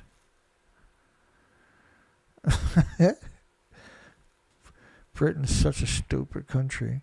I love the people, but the government's a lunatic, eh? Idaho University and Idaho National Laboratory expand nuclear R&D partnership. Like, Idaho National Laboratory is built on the biggest aquifer in that part of the country. And that is so radioactive, since they spent hundreds of millions in the 60s and 70s trying to remediate it. You can't stop a nuclear... Once your aquifers are radioactive, you can't fix that or change that or anything, right? It's a real problem for us. Let's keep going here. Now, Idaho National Laboratory is 890 square miles, 2,300 square kilometers. They got 5,700 people working there. And if you take all these national laboratories, for instance, and you start looking at the square mileages of all of these places, if you do it in every country, you might be terrified at how much land we're talking about. If you look at what they've done to the Marshall Islands in... the testing, I got studies there, and I show it pretty regular, from 2019, where there's still 1 million square kilometers is too radioactive to be habitable. So when you start taking all of these square kilometers and adding them together, remember, like, planet Earth is only 30% land. So when you look at all the damage that this industry has done in all the different countries, India and Pakistan and everywhere else, you start to realize, like the Great Lakes here in Canada, United States, are the third biggest aquifer on the entire planet, and that the whole shoreline is saturated with nuclear power plants, nuclear fuel facilities, dumps, holding sites, fuel fabrication facilities, right on the lakes. Everything is just 100 feet away from the lake. Like, the nuclear industry is a curse on humanity and the 8 million species. It's a curse. Build a resilient low carbon. Every time I hear the word low carbon and nuclear,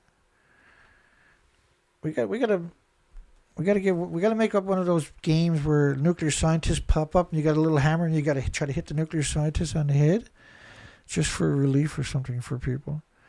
Initial funding of $500,000. Oh, but they can get a $75 million extra dollars. We're talking about Idaho National Laboratory, for goodness sakes. The amount of reactors they had meltdown there is just sickening. Point Lepour, Atlantic shutdown last year cost PEI Power customers $14.5 million up in the Bay of Fundy, New Brunswick. They legally releases 14.6 million trillion atoms legally each year, which is equal to a large nuclear event. They legally dump into your environment of tritium-3H with a 120-year lifespan.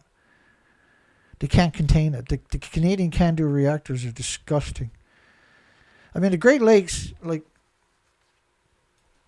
France's limit for tritium-3H per liter was, in an accident, would be like 17 atoms per liter or something.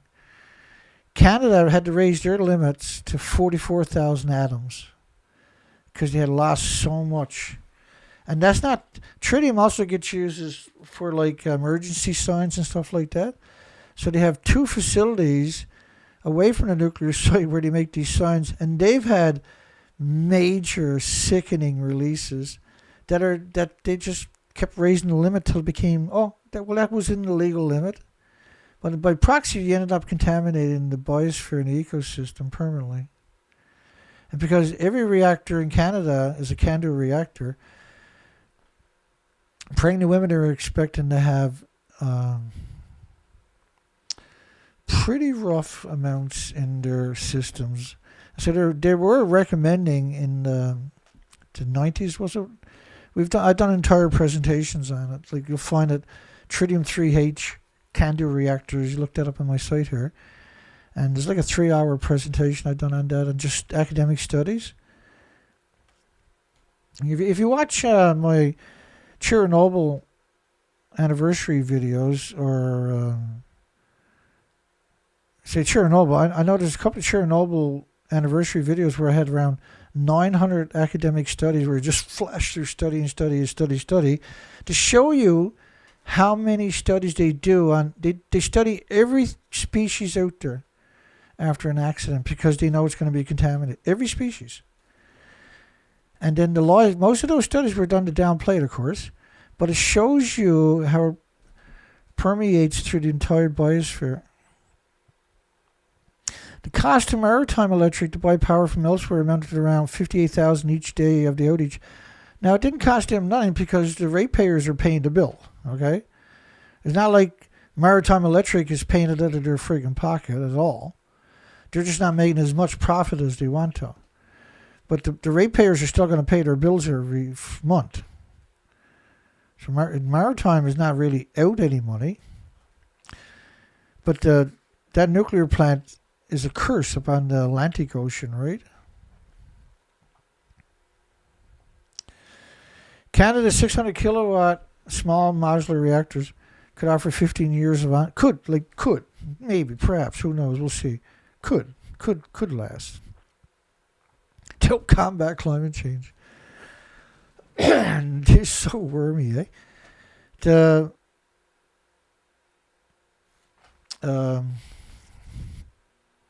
Don't believe nothing Canada's nuclear industry tells you. First off, like the small modular reactors that they're planning on building right now are 240 feet. They're going to put half of it underground. That's not modular and it's not small. It's bigger than Fukushima's reactors, which were massive reactors, 190 feet, 65 meters, 19-story buildings. And don't believe anything. Canada's like, they were captured by the Nuclear Secrecy Act in the 50s during the Manhattan Project. And they had spies spying on the scientists. And then they had spies spying on the spies that were spying on the scientists. And they had spies spying on the spies that were spying on the spies that were spying. And that Secrecy Act has never gone away. They're still out there. Except they're spying on me and you, right? Anybody that's criticized the nuclear industry is a permanent target. I mean, I've been arrested by the Canadian government multiple times and given gag orders for the limits. The longest they can give it to me was 3.5 years, right, to protect some of their assets that I had accidentally come up on. Because, like, we cover a lot of academics. We cover a lot of journalists. And some of them were very sensitive to being exposed, so they just arrested you in the middle of the night, gave you gag orders, and kicked you free again. And I used to have to get a provincial court judge to okay something, radio interviews and stuff like that, if I wanted to talk about. And they were trying to claim they didn't infringe my freedom of speech at all, because I could, like, you know, if you gotta go and make an appointment, you gotta go to the courthouse and make an appointment to speak to a provincial court judge. Then you might be weeks away before you finally get there. Then you gotta tell them exactly what you're gonna say or what you're gonna write about. You gotta get them to sign off on that. And then you got to get your, get it there, tell a story. That's if you got to wait weeks and weeks and weeks for your freedom of speech, it's not freedom of speech, right? So eventually, I was able to convince judges to remove the restrictions against me, which created all kinds of other issues. And so we can get out and do research. I had to remove all kinds of restrictions. They were doing everything they can. They tied me up in in what they call slap suits, where they drag you into different jurisdictions. They've done every dirty thing they can do to me to stop me over the years, and we're still going strong, right? I'm a very honest person. I'm not going to be bullied or intimidated or coerced or usurped of my freedom, my liberties, or because I go to war for you every day, okay? You and your loved ones and your friends, your families, and your puppies and your pets and your hopes and your dreams. I go to war every friggin' day for them. I take the endless abuse in the hopes that you don't have to. But we need people to get educated and start just slowly chipping away at this industry, because it can't handle any criticism. Its overreaction that they done to me was really something, eh? But climate advocates point out that nuclear still has a poor reputation. Climate advocates. Like anybody that speaks out against the industry are labeled right away. Instead of climate advocates, people with common sense point out that nuclear still has a poor reputation. It's not a poor reputation, it's disgusting, horrific, monstrous, insidious, unimaginable.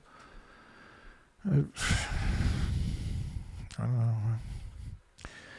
It's despicable, right? It's nefarious, it's reprehensible, it's outrageous. These are terrorists. That's the best way to describe the nuclear industries. Nuclear share as part of the global energy mix has been falling. That's because we're doing our job all the time. Countries are pledging to help triple the production of nuclear power globally, and the industry advocates a growing presence at global climate summits.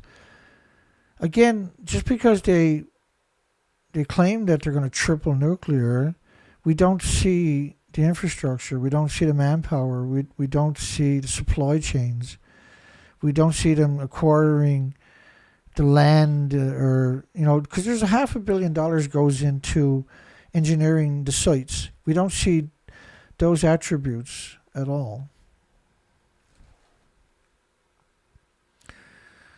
I'll keep going here. The reactionary turn against nuclear power. How are we doing on time here? We're getting up there. Following spectacular, devastating entrance to the world stage during the Second World War, nuclear power has been tamed and gloriously resurrected. Again, right, just because they frame it, when you see this narrative framed that particular way, that's so desperate. They're so desperate to try to get anybody to like them. And almost all the stories I read here tonight are written by the International Atomic Energy Agencies. And then the journalists at all of these regs will put their names on it, and that's how they get paid or kickbacks, right? Or, they got to do it because the nuclear industry is involved, so they have to. And so the journalists will drag people in there with all kinds of frivolous stuff, cat videos and who knows what else. And then they'll, because these stories are very complicated stories.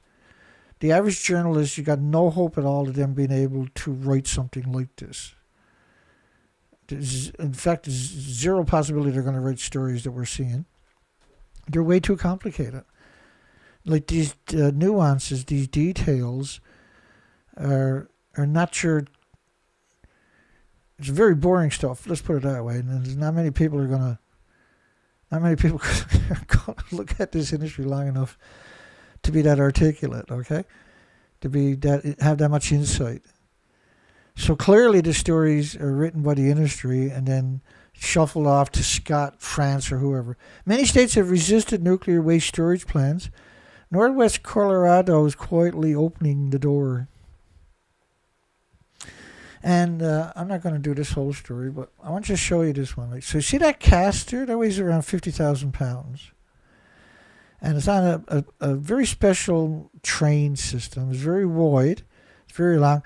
But when you start looking at it, you see these pictures. Let me go down a little bit further to kind of give you some context. Here we go.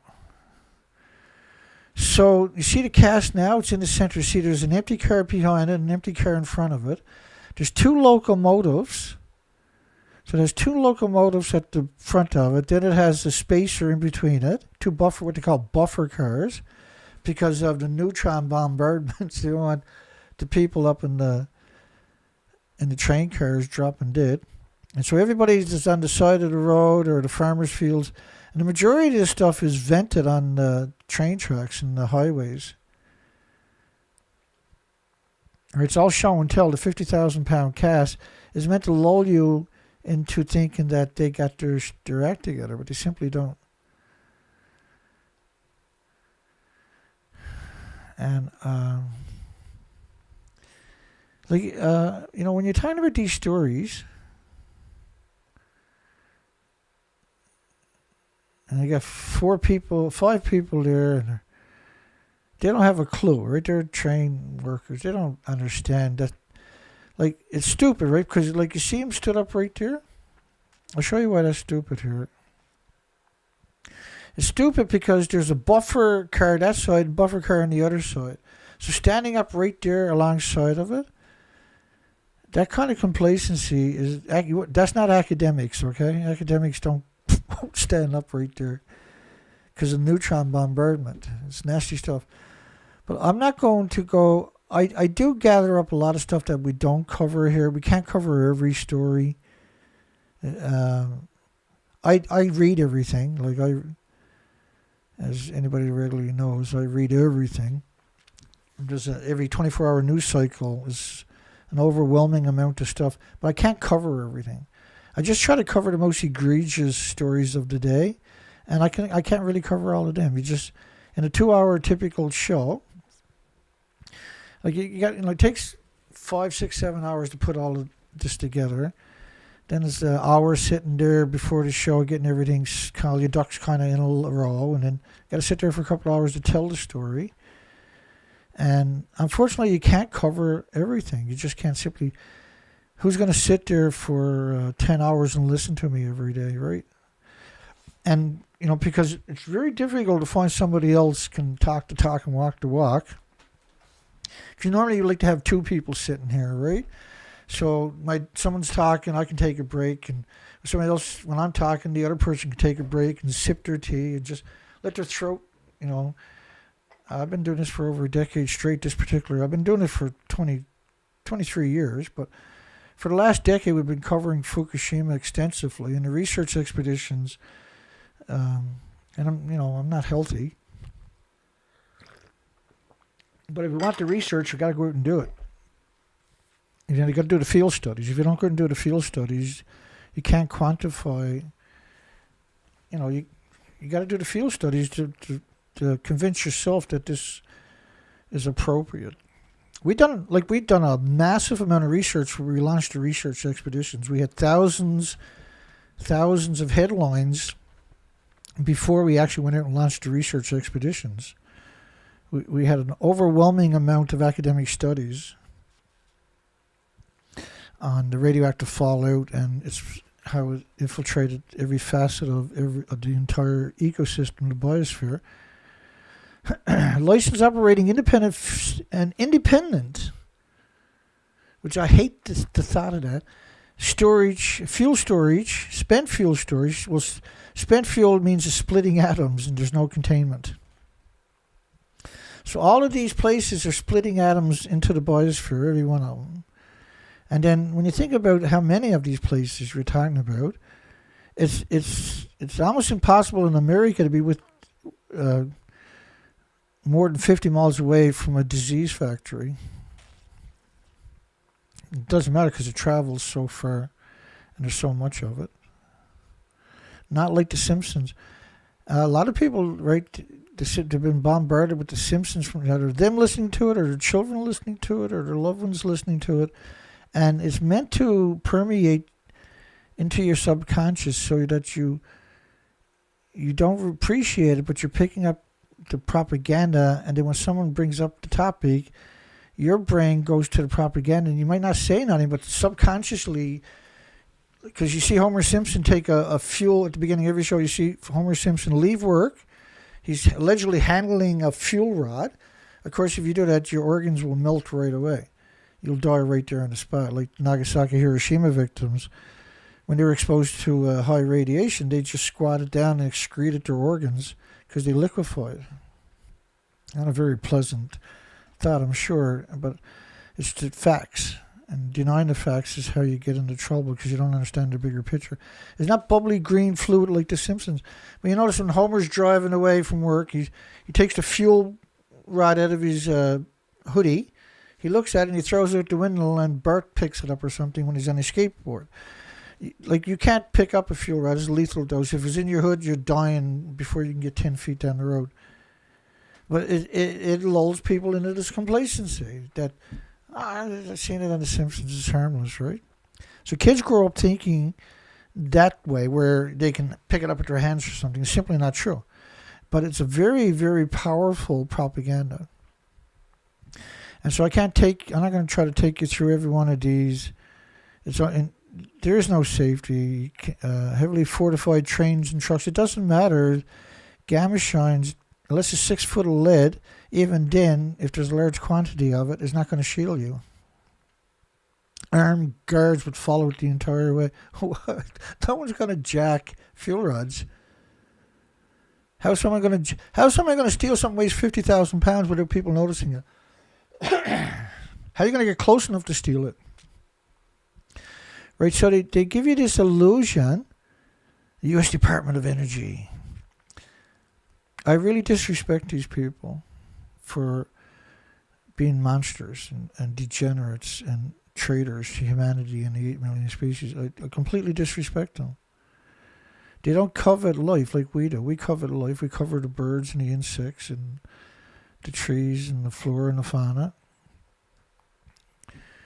We love it, right? We love the ecosystem. They don't. They hate us, and they are working diligently to exterminate the species, and they're well under the way.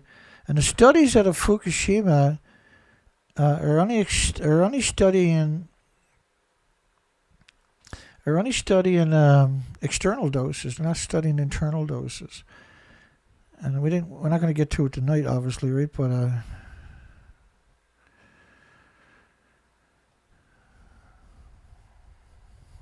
we do the best we can, right? Like, I've done the research expeditions, okay, period. And I've done over 600 radio interviews during that period. These are not opinions. These are facts. The stuff I talk about are fact only. I'm not interested in opinions because there's too many facts out there, right? I don't have opinions. It's all facts. And the field studies that I've done for 6 years, warrants us making this is Earth's last stand. We are making Earth's last stand. This little tiny group of people. And we educate the policymakers and the investors and anybody else that comes along. And the policymakers and the investors in the nuclear industry will find me. I don't have to look for them. And I'm the only person in history that's ever come out, challenged this industry. And they've done everything they can to get rid of me. And they've hit me every direction conceivable. And I'm not going nowhere. I got 7 stints put in, so I'm definitely not going nowhere for a while. Nowhere on purpose. If you make it this far, don't forget to give us a thumbs up. Look like we're lacking thumbs up again tonight. Heavy censorship, I noticed in the last number of months. Brutal last couple of years, I should say. Did Japan's nuclear meltdowns, radioactive fallout, cause a mass human and species die-off worldwide? And these attributes that we're talking about are worldwide. Like, you can't break the food chain like this without that being symmetrical throughout the entire Pacific coast. On both sides, right? Hi,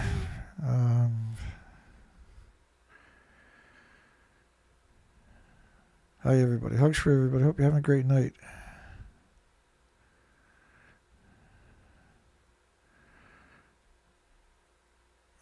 Thank you, Blue Jay. Hugs for you, my friend.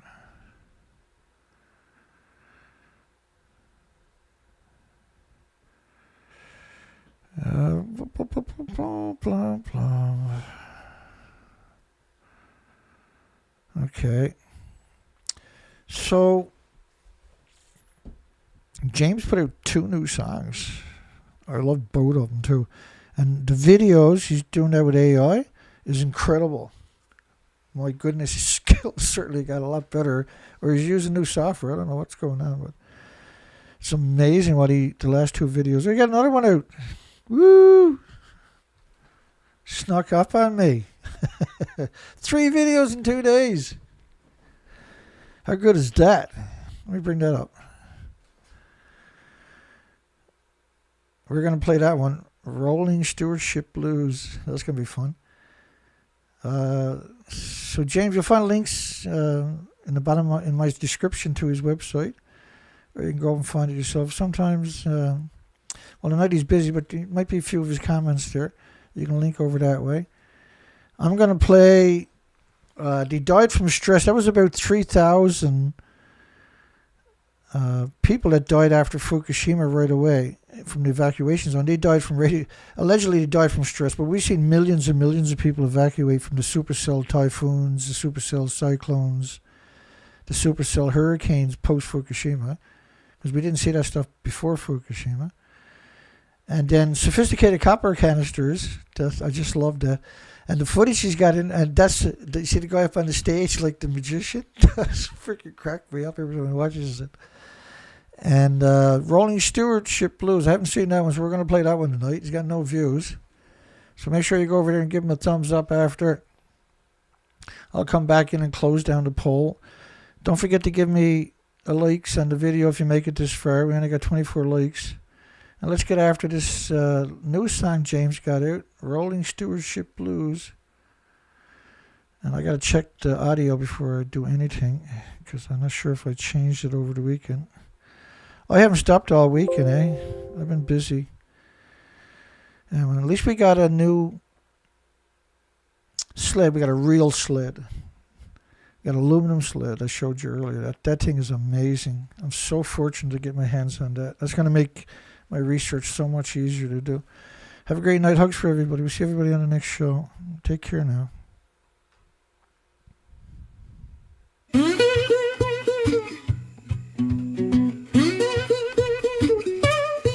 The big boss man said cleanup's done. Signed the paper, shook hands, packed up and run. They cut the ribbon, took their prize. But the ground still burns and the river still cries. Said we got it sealed, it's locked up tight. But I see the cracks in the pale moonlight. Ain't no steel strong enough, no law so bold to hold back fire 1,000 years old.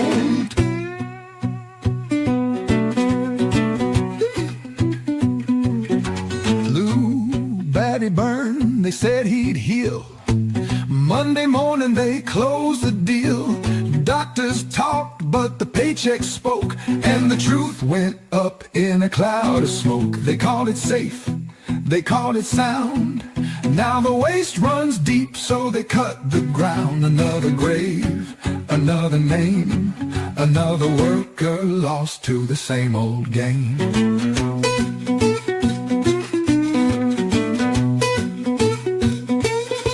They built a fence with signs so bright, said stay out, it ain't alright. But kids see fences like a dare. If it's so safe, what you hiding there?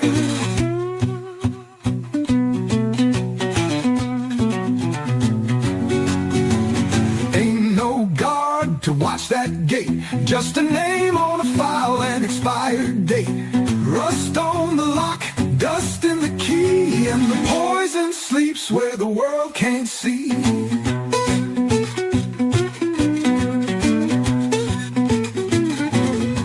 10,000 years, that's the plan, but a budget cuts quicker than a government hand. 5-year checks, 10-year lies, ain't nobody left to hear the cries. Tell me who gon' stand, who gon' keep, when the stewards quit and the books go cheap, when the contracts break, when the watchdog's blind. That poison won't care about the ties that bind.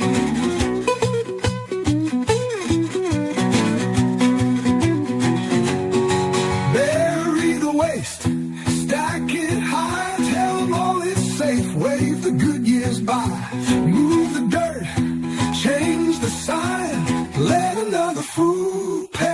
mind. They call it cleanup, but I call it a joke. They keep the ledgers, but they lose the hope. Ain't no fix, just changing the shirt. Ain't no cure, just moving the dirt.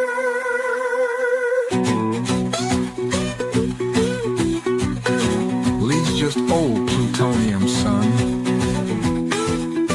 And the waste don't care when the money's gone.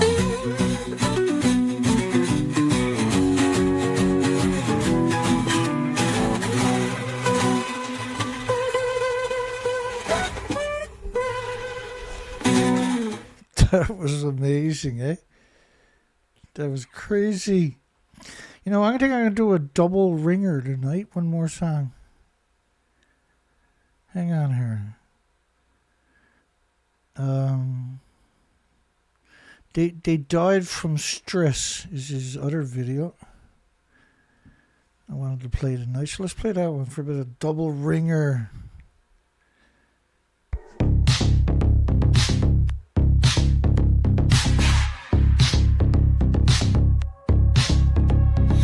Files were sealed, the numbers erased, bodies removed, no sign, no trace, no wounds, no crime, no breath to test. The answer was simple, they died from stress. March 12th, the border stalled.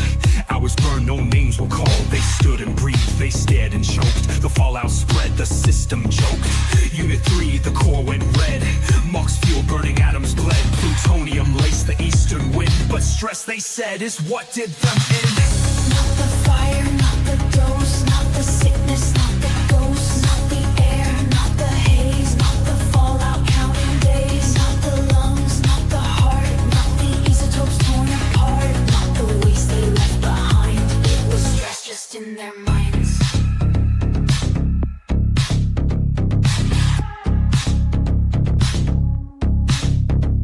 They walked in lines, they left too late. The air was thick, the hands of fate. They coughed, they shook, they fell, they choked. But stress, they wrote, they died from smoke. No dosimeters, no tests, no scans, no aid, no truth, just sleight of hand. A stroke, a breath, a body grew cold. But stress, my friend, is what we were sold.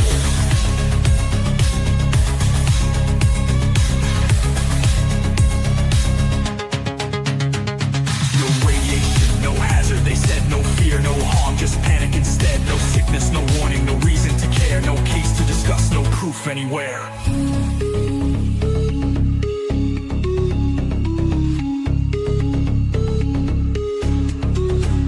No radiation, no hazard, they said. No fear, no harm, just panic instead. No sickness, no warning, no reason to care.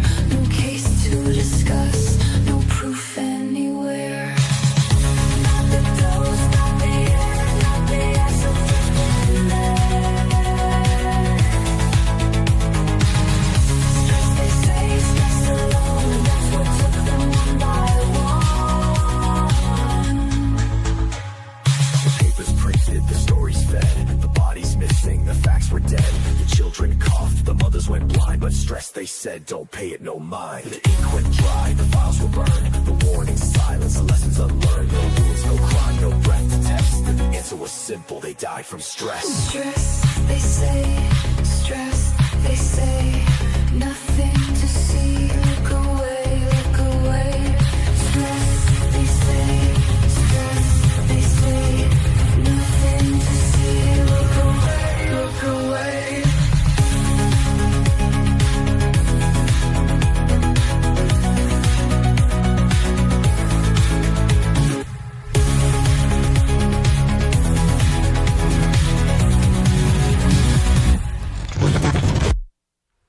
Yeah, there was over 3,000 people had died in the first couple of weeks, and they tried to blame it on stress, and that's what that video was about.